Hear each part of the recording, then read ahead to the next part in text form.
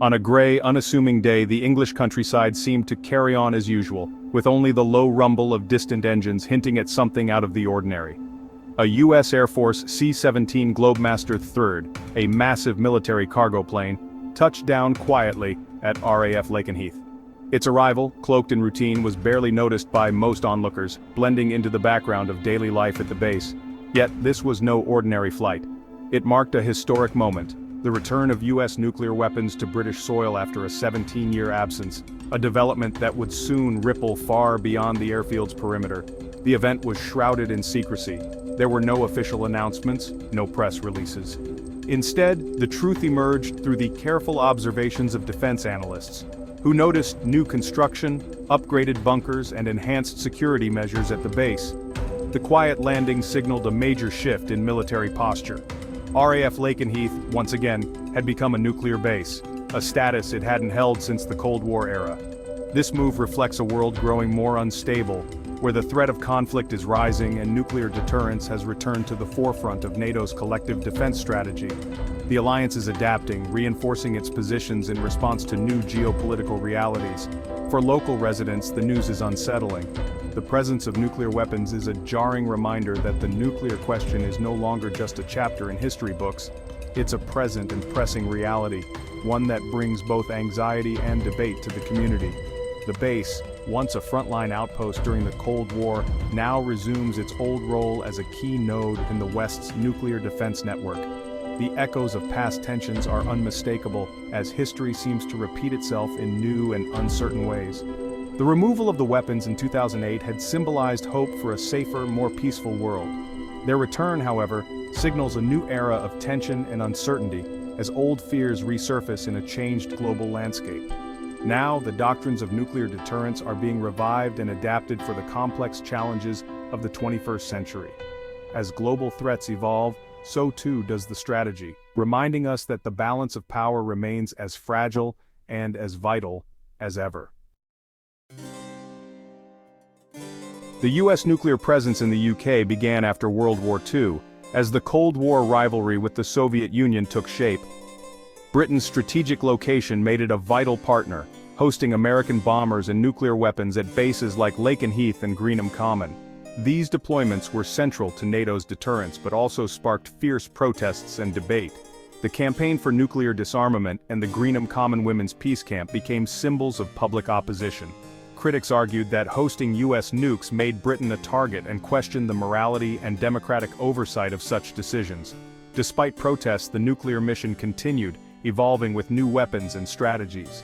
The Cold War's end did not erase the legacy. These weapons were a constant reminder of the world's proximity to disaster. The debate over their presence shaped British society and its relationship with the U.S. for decades. The collapse of the Soviet Union transformed global security, making the vast U.S. nuclear arsenal in Europe seem excessive.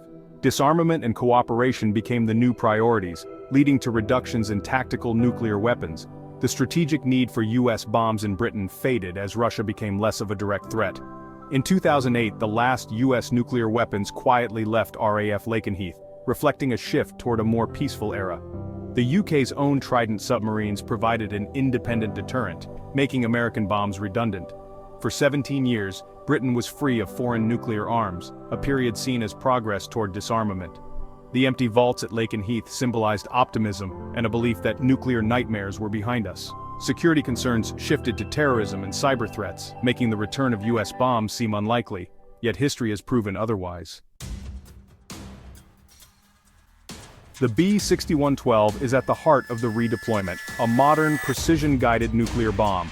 Unlike its predecessors, the B-6112 features a guided tail kit for high accuracy, allowing lower yields to achieve the same effect.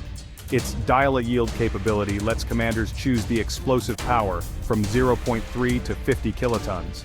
Supporters say this flexibility makes deterrence more credible and reduces collateral damage.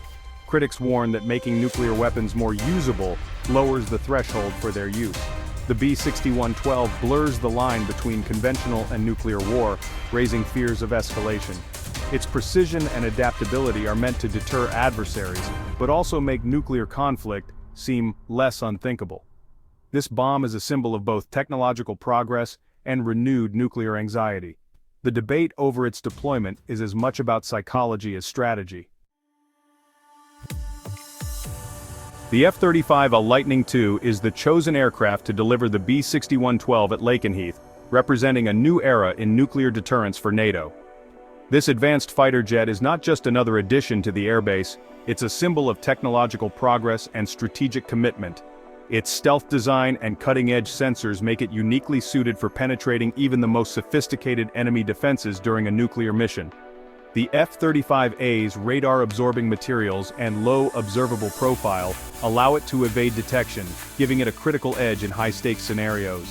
Inside the cockpit, pilots benefit from a fully networked environment, with real-time intelligence streaming directly to their displays.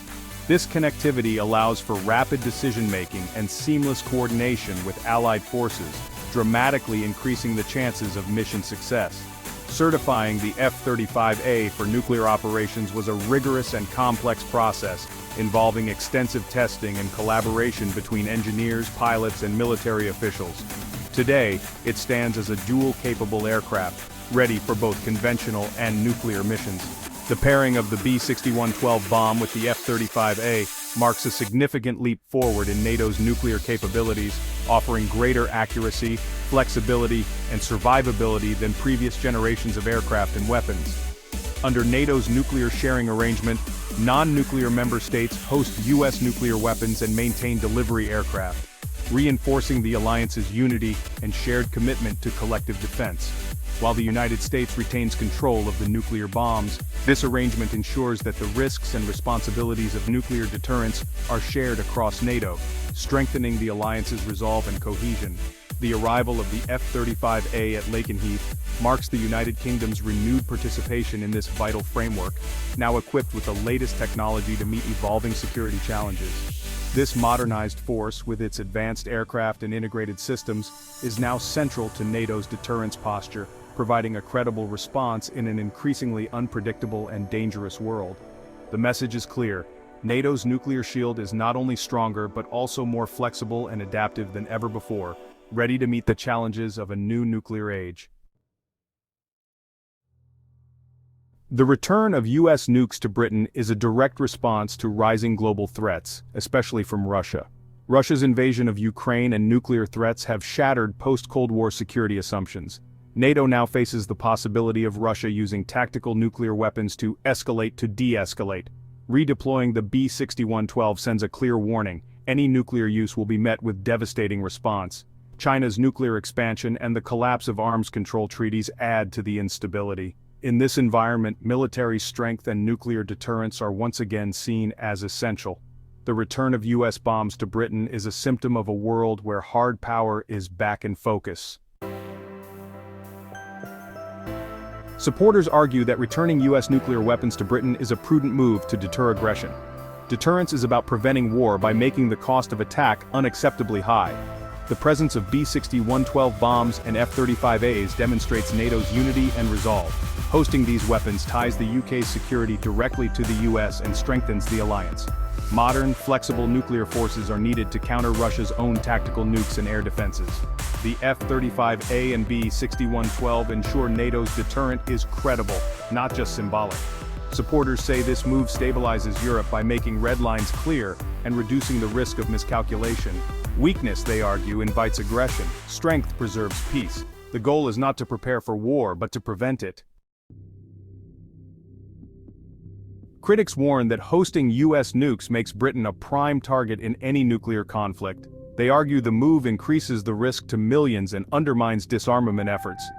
NATO's nuclear sharing is seen as violating the spirit of the Non-Proliferation Treaty. The B-6112's usable features, critics say, make nuclear war more likely, not less.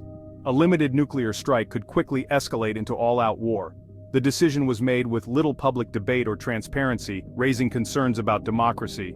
Critics demand open discussion and parliamentary scrutiny before Britain becomes a forward base for another nation's arsenal. The secrecy echoes Cold War practices, fueling distrust. For many, the risks far outweigh the supposed security benefits. The return of U.S. nuclear weapons to European soil marks a pivotal moment, placing Britain and the continent at the heart of a new, intricate strategic balance. This development signals not just a military shift, but a profound change in how Europe must think about its security and alliances. Unlike the binary standoff of the Cold War, today's nuclear landscape is shaped by a web of competing interests, emerging technologies, and unpredictable threats. Multiple powers, including Russia, China, and regional actors, now influence the security environment, making the situation more volatile and complex than ever before. NATO's strategy is to project visible strength, believing that a clear show of unity and advanced military capability is the best way to deter aggression, especially from Russia, whose recent actions have heightened fears across the continent.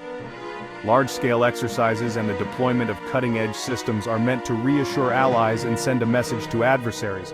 However, this renewed emphasis on nuclear deterrence carries significant risks. Each new deployment or upgrade can provoke countermoves, fueling a cycle of escalation reminiscent of past arms races. The danger is that miscalculation or misunderstanding could quickly spiral out of control. The introduction of advanced weapons like the B-6112 bomb and F-35A fighter jets is likely to prompt Russia to accelerate its own modernization efforts, adjusting its nuclear posture and potentially deploying new systems closer to NATO borders. In this tense environment, effective communication and robust crisis management mechanisms are more important than ever. Diplomats and military leaders must work together to prevent misunderstandings and manage incidents before they escalate into disaster. Britain now finds itself with a dual nuclear role, operating its own Trident submarines while also hosting U.S. tactical bombs. This dual responsibility increases the nation's influence within NATO, but also raises the stakes and the risks it faces in any potential conflict. The choices made today will have lasting impacts on British defense and foreign policy, shaping the country's role on the world stage for years to come. Political leaders must weigh the benefits of deterrence against the dangers of escalation and public concern. Despite decades of disarmament efforts, nuclear weapons remain a central and deeply unsettling feature of global geopolitics. Public debate and protest reflect the anxiety many feel about these powerful weapons returning to prominence. As Europe stands at this crossroads, the world must grapple with a fundamental question. Will these moves enhance stability and security, or will they push us closer to a new era of danger and uncertainty?